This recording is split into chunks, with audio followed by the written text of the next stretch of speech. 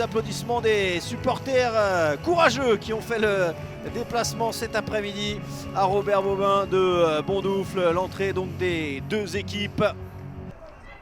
Et c'est aussi un peu notre crainte. Alors on va laisser Terchoun sur le côté gauche pouvoir rentrer à l'intérieur de la surface de réparation. Myriam Terchoun, elle est passée la frappe au premier poteau. Attention, c'est relâché par Constance Picot et derrière le double arrêt avec Victoria Pinter qui a repris ce ballon, qui va finalement sortir en faveur des Dijonnaises.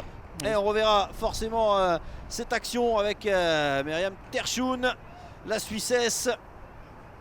Superbe double parade de Constance Picot, très vigilante sur sa ligne, qui a bien fermé son angle au premier poteau.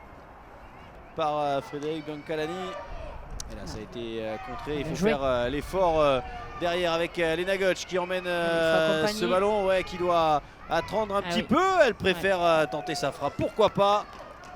C'est capté par Constance Picot. On voit, elle a pris l'information, elle a vu qu'il n'y avait pas grand monde à la surface de réparation, donc elle a pris l'option individualiste de la frappe croisée. Lena Götz, légende de Dijon déjà. Charlotte Fernandez aussi est une légende des Lionnes de Fleury. Attention, ce ballon qui passe, Marine Daffer pour trouver Faustine Robert à la surface de réparation, le crochet, le pied gauche, le centre et l'intervention, il la fallait. L'intervention de Kate Taylor, la Néo-Z pour mettre ce ballon en corner, le premier corner de la rencontre en faveur de Fleury. Latéral de cette équipe, latéral gauche cet après-midi donc. Batsheva Louis qui s'est pas compris. Ça fait plusieurs incompréhensions entre Louis et Kamchik, mais c'est pas fini avec Traoré encore dans ses œuvres. Aïssata Traoré qui rentre dans la surface de réparation. Elle va vite, Aïssata Traoré, elle peut centrer. C'est directement dans les mains de Katrina Taslati. Et pas de 7e but pour Victoria Pinter et pas de but donc dans cette première période dont la fin a été sifflée par Madame Rochebillière. 0-0 entre Fleury et Dijon.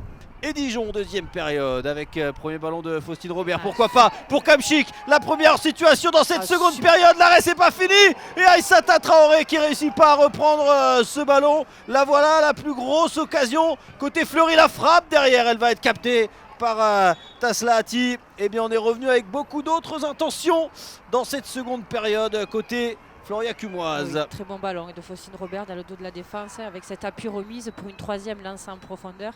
Et Kamchik qui croise trop sa frappe, bien lu donc par la gardienne de Dijon. Et là Traoré qui n'arrive pas à ajuster la frappe, bien défendue par Lena Götz. Exactement, et elle tout début de match.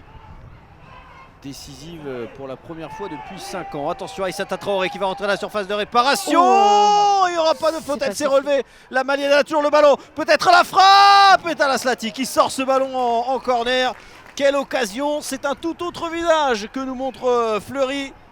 Oui, cette équipe de Fleury est rentrée avec clairement de réelles intentions. On voit là. Là oui, effectivement, il y a un petit accrochage. Peut-être pas assez pour Madame Rochebillière pour siffler. Elle était proche. Et la Traoré qui va tenter la frappe.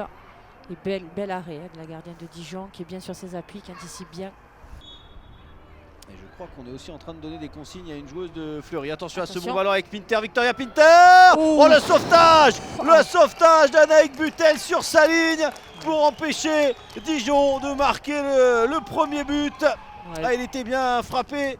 Belle combinaison de la Declercq qui donne un super ballon dans le demi-espace à Pinter, qui lève la tête et qui croise la frappe, un peu trop croisée. Avec Anaïk Butel, quel sauvetage sur la ligne de 2 buts.